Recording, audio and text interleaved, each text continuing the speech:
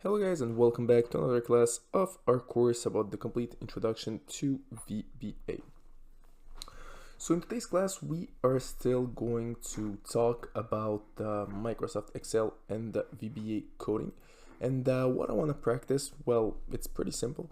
I want to be sure that you guys understand pretty well how the coding part works.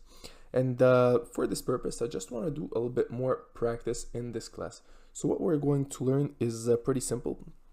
We're going to use one of our past macros that we have created. So I modified it a little bit.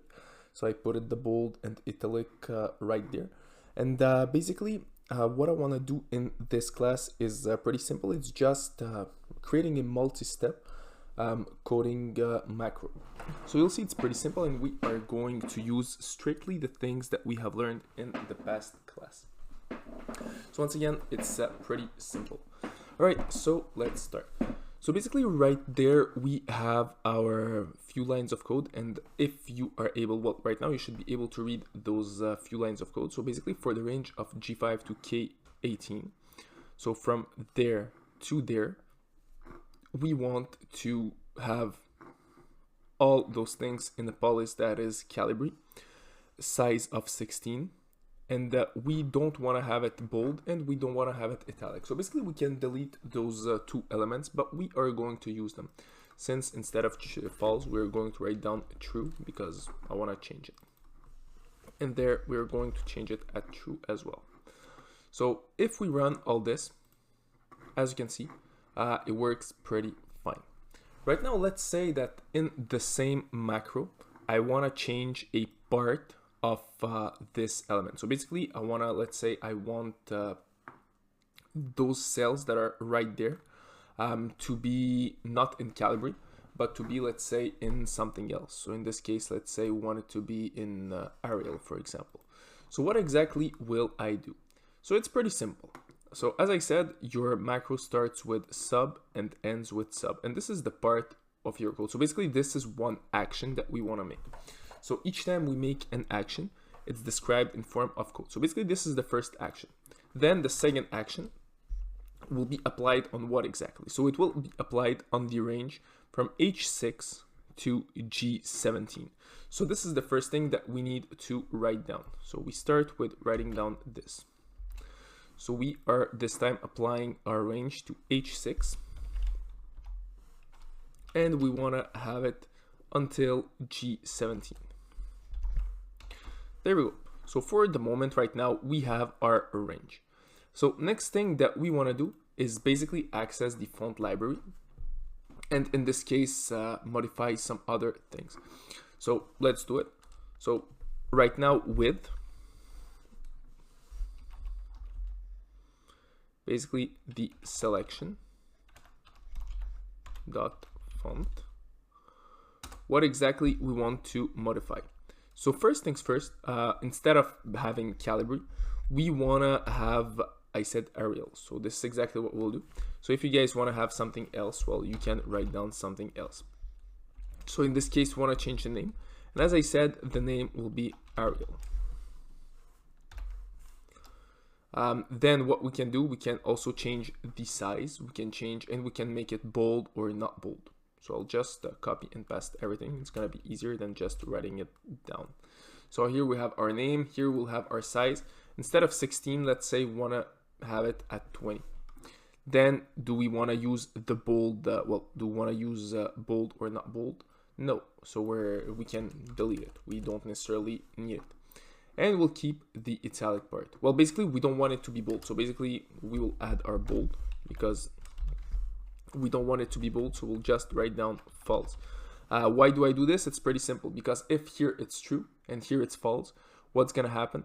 Well, those cells will not be bold, but the rest will be bold. But if I don't write it down, so basically what's gonna happen, it will automatically be the same thing as this one right there, and it's gonna be considered as true, which is not something that we need. So let's say our italic will also be false. All right, so what we'll do right now is pretty simple. We are trying to run our macro and see what it looks like. Oh, we forgot to add the end width. So here we go. So really important, each time that you guys write down an action that you want to do. So it's really important to start with your with and end with. So basically those are all the actions that I want to modify. If you have only one action that you want to modify, you can simply write down selection.font the action or any other thing that you want to do. So in this case, we are working with the font library, but there is a lot of other libraries that we have. So what we'll do right now, we'll run our macro and see what it looks like. So this is exactly what we get. And right now, as you can see, it's a two-step macro. It's a two-step macro that we have just created. So pretty simple. As you can see, we first of all took this range right there. We changed the name, well, basically this element right there, basically not the theme, but this element right there, we changed it. Then we changed the size. Then after that, the font, basically the bold, and then the italic. Another little trick that you guys can use to remember what's, well, in your selection, what exactly you want to change. So it's pretty simple. So font is right there. So as you can see, this is your font. Here, well, we only use font because that's the only thing that we have learned. But basically to access a certain library, you need to write down, for example, .font. In this case, it will be alignment. So you can, for example, write down with selection.alignment if you want to modify the alignment, but we're not going to do this for the purpose of this class. We're just going to stay with what we have just learned to practice it to the max. All right, so last thing, let's say I want to do, I don't know, I want to do another modification. And in this case, I want to change those elements right there. So instead of having a size of 20, I want to have a size of 25. And this is exactly what I will do. So how exactly do we do this? So let's practice it and see what it looks like. So first of all, we need to know what is the range. So the range will be from I6 until I17. So this is exactly what we are going to start with. So we'll select our range. So we are going to change it as well. So I6 until I17. There we go. All right, next thing will be the actions that we want to do. So what exactly we want to do in those actions? So pretty simple. First thing that we want to do, we want to add an underline. So this is exactly what we will do. It's pretty simple. So we are going to write down with, in this case, selection dot font, because we are working with the font that is right there. So basically this is the font. And what exactly we want to take from the font? So we want to take, do we want to change the name? So let's say in this case, we don't want to change the name. We want to keep it Arial. So it doesn't really matter. So next thing, do we want to change the size? Yes, we want to change the size. So this is exactly what we'll do. We are going to change the size. So in this case, we want to have a size of 25. Then what exactly we want to do?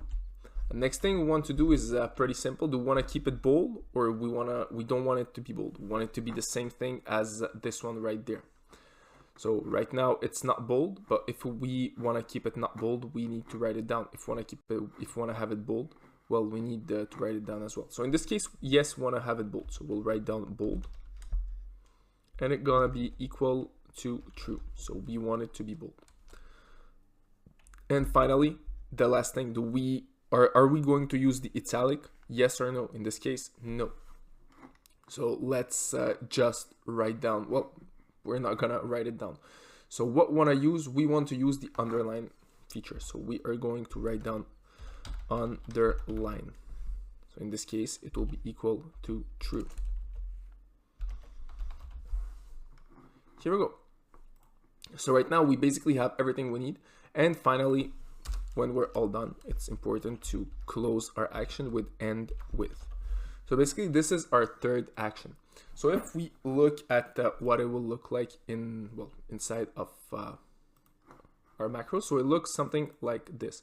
So pretty simple. So as you can see, what happened at first. So at first, if we look at our macro, well, let's bring it back to normal. In this case, we'll just delete everything that we have. There we go. We'll bring it back to 14 and calibrate. Put everything to calibrate. All right, so what's happening basically inside of our macro? So first step of what exactly happens is pretty simple. The first part of macro will be applied to all those elements. So basically this would be the first part. What's going to happen in the first part is that all our elements will be in Calibri, will be written in Calibri. And also at size 16. Then we are going to apply the bold feature and the italic feature. So basically this is the first step. As you can see, it starts there and finishes there. Then the second step of our application is pretty simple. This time the step will only be applied from H6 to G17. So basically it's starting, in my opinion, right there from H6 to G17. So it will be applied to this part of basically the tab. So pretty simple. And what exactly what's happening there? First of all the text will go from Calibri to Arial, and it will go at a size of 20. It's not gonna be bold anymore, and it's not gonna be italic anymore. So basically, this is what exactly happens in this step.